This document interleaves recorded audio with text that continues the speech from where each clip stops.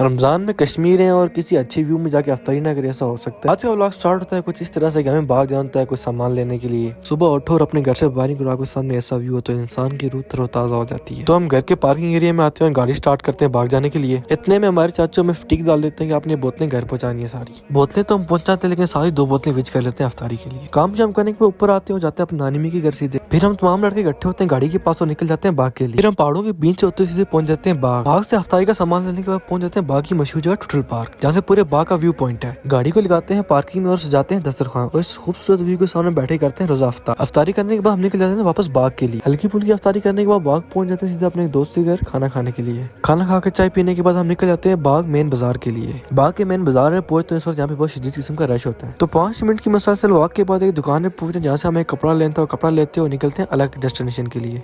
तो एक शॉप के बारे में एक बच्चा मिलता है सेलमिन का काम कर, थोड़ी सी गपशप मारते हैं, आप भी सुने। शादी क्या नहीं करना तू? बड़ा ही पापा बन से पापा बड़ा ही मकसद क्या नहीं शादी की तेरा? शादी का मकसद बड़ी उम्र क्या चले?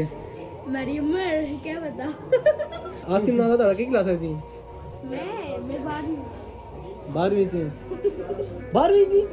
नशे थी भैया मारी 12वीं। फिर हम वहाँ से फ्री होने के बाद सीधा पहुंच जाते हैं नए के पास, क्योंकि हम तो बाल कटवा गए होते लेकिन मेरे जो कुछ कजन उन्होंने बाल नहीं कटवाए होते। तकरीबन 2-3 घंटों के वेट के बाद हमारा नंबर आता है, बाल कटवाते हैं और फौरन गाड़ी में बैठते और निकल जाते हैं घरों के लिए, क्योंकि पहले ही बहुत लेट हो चुकी थी। घरों से कॉलेज आते कि तक आप किधर हो करते कराते रात के 3:30 बजे हम रूम में पहुंचते हैं और सैरी करते हैं। उम्मीद है आपको ये व्लॉग पसंद आया। अगर आपको पसंद आया तो लाइक कमेंट शेयर करें। मिलते हैं तब तक के लिए न्यू व्लॉग में। अल्लाह हाफिज।